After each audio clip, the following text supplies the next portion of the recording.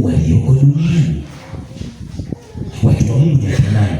Waliookoka. Nisikilize, unaweza si kwamba tu wasiookoka ndio wanaishi katika dhiki. Hata sisi tuliokoka tuna maeneo tunapatana na matatizo. Hata sisi tuna changamoto za kimaisha. Kuna magonjwa yako kwenye miili yetu.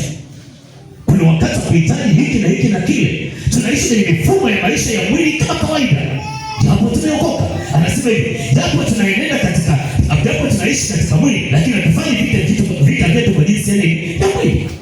Kwa hiyo kwa maana hiyo kwamba tunakiri kwamba tunaishi katika mwili ambapo tunaweza kupata magonjwa, ambapo tunaweza tukaishiwa fedha, ambapo tunaweza tukapata maadui wa kusema na kutenda.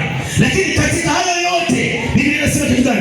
Bwana Mungu wetu wa neema na rehema amekuona kwamba bado uko duniani, haujatoka duniani. Katika hali hiyo ukiishi ndani ya dunia hii, Bwana ameona mazingira unayoyapitia, ameona shida unazozipitia, anajua familia yako, anamjua mume wako, anamjua mke wako, anajua bosi wako wa kazini kwako, anamjua, anajua biashara yako, anajua kazi zako, ameona kila njia unazozipitia, anaona mahali pako unapokula, mahali pako unapoishi, anaona kila kitu ulicho nacho. Bwana anajua mahali unapopatia, anajua kuna maumivu kwa ajili ya watoto wako wanavyokuumiza, mume wako anavyokuumiza, mke wako anavyokuumiza, bosi wako ofisini anavyokuumiza, unavyoumia kwa ajili ya biashara yako, unavyoumizwa na mambo yaliyoko katika dunia. Anasema nimeona. Mwangalie mzako mbele, Bwana ameona. Mwangalie mzako mbele, Bwana ameona. Mwangalie tena mbele, Bwana ameona. Acha tu nimwachie Mungu. Kile kitendo cha kusema hivi, acha nimwachie Mungu, ni kilio chako. Bwana anasema na hicho kilio nacho nimekisikia. Jambo lingine tatu ambayo nataka nikuelekeze pia. Mungu anajua sababu za mateso. Yaani kitu gani kinasababisha mateso yako?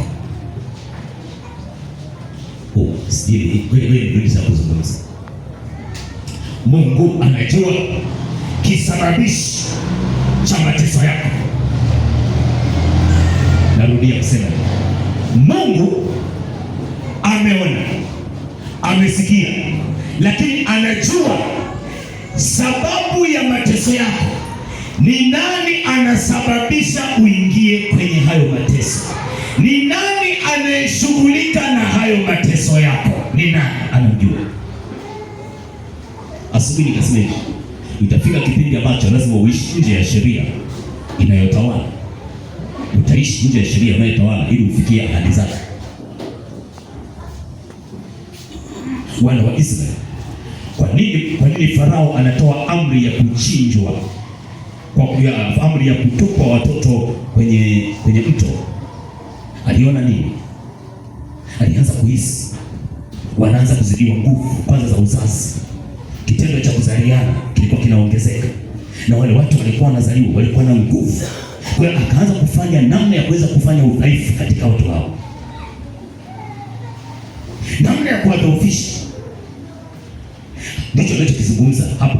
Anasema hivi, mateso hayo mnayoyapata yanatoka wapi? Anasema hivi, yanatoka kwa wale watu wanaowasimamia.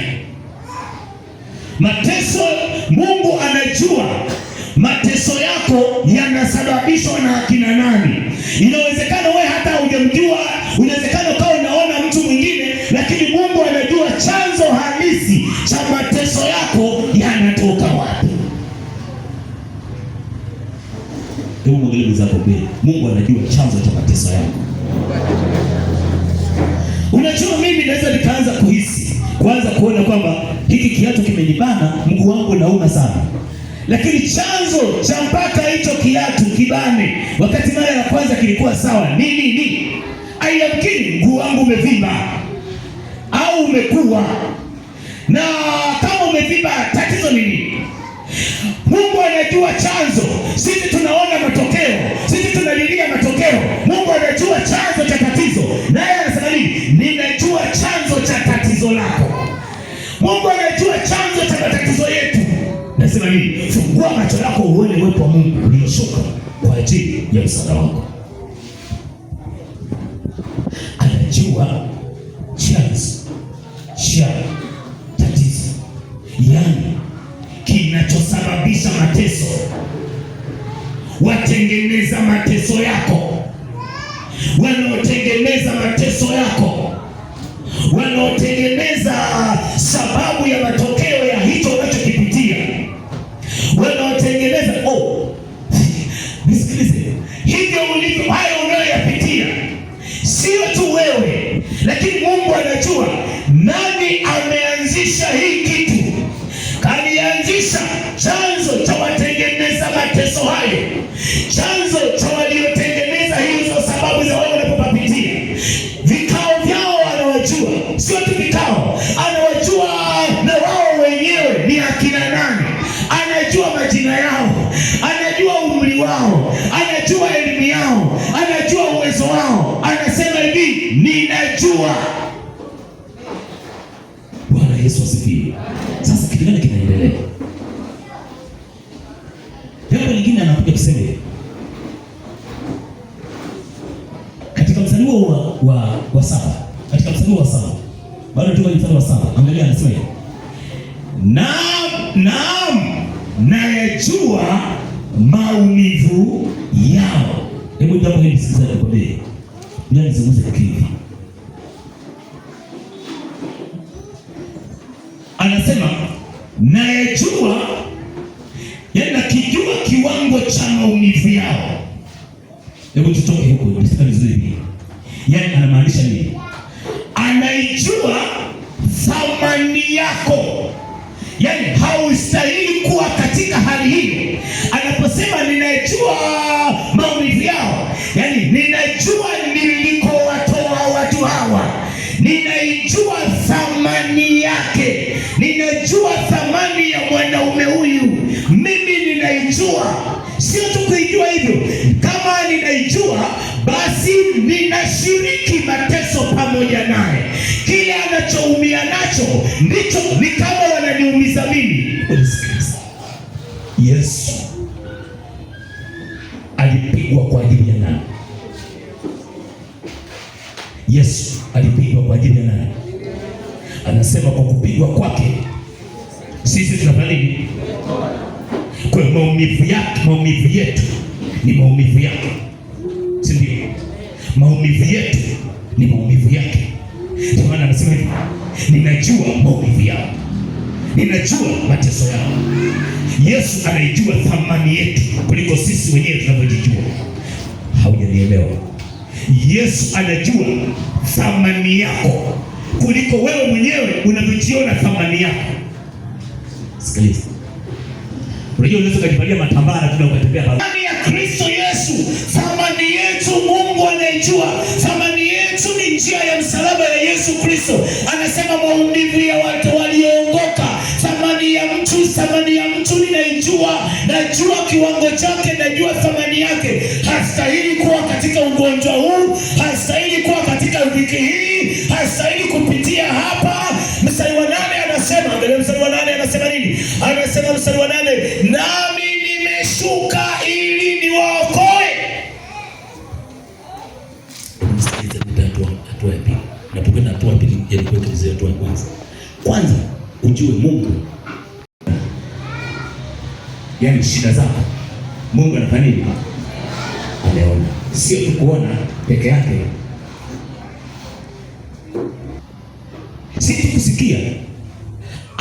Ni mshirika pamoja na wewe katika mateso unayoyapitia. Kama kuna kitu kinaingia ndani ya moyo wako na kinakuuma sana, na kama kuna mtu anakufanyia jambo ambalo moyo wako unauma kweli kweli, yaani unasikitika pamoja na Kristo. Kama kuna ugonjwa fulani, kama una shida ya kiafya kwenye maisha yako, una shida pamoja na Kristo. Sasa anasema hivi, nimeshuka. Nimeshuka. Nataka nimalize hapo. Nataka nimalize kabisa, namaliza kabisa. Kwa sababu naona kama kuna kitu fulani Mungu atakufanya kwa mtu mmoja. Anasema hivi, nimeshuka nimeshuka mimi niwaokoe. Sasa mimi nimeshuka, nimekuja niwaokoe kutoka katika mikono ya haya mateso. Nataka nikutoe kwenye hiyo shida. Haijalishi umekaa nayo miaka mingapi. Inawezekana ukawa umeshakuwa Mkristo muda mrefu na umeokoka muda mrefu, lakini hiyo shida unaanza kuiona kana kwamba ni sehemu ya maisha yako. Bwana ameshuka mchana wa leo. Bwana ameshuka akuondoe kwenye hiyo shida. Unasema nini? Nasema hivi, fungua macho yako uone uwepo wa Mungu ulioshuka kwa ajili ya msalaba. Haujanielewa nazungumza nini? Fungua macho yako uone uwepo wa Mungu ulioshuka lini? Leo, kwa ajili ya msalaba. Anasema nimeona Hana wa Biblia. Ukisoma kitabu cha Samueli wa kwanza, ile sura ya kwanza, Hana wa Biblia alikuwa ni mama ambaye hakubahatika kupata mtoto, na Penina alikuwa ni mtu wa kunyanyasa. Ikifika wakati ambapo Hana yale maumivu ya moyo wake alienda nayo mbele za Mungu, ni kitu gani kilitokea? Aliona uwepo wa Mungu, alishuka kwenye nguvu za Mungu za kumsaidia. Hana akapeleka haja yake. Si kwamba Hana ilikuwa ndio siku yake ya kwanza kuingia hekaluni. Hana alikuwa anaenda mwaka kwa mwaka. Na wewe sio siku yake ya kwanza leo kuingia huko ndani. Sio siku yake ya kwanza kusikia mahubiri. Umeshasikia mara nyingi sana. Lakini nataka nikwambie hivi, mwaka huu, siku hii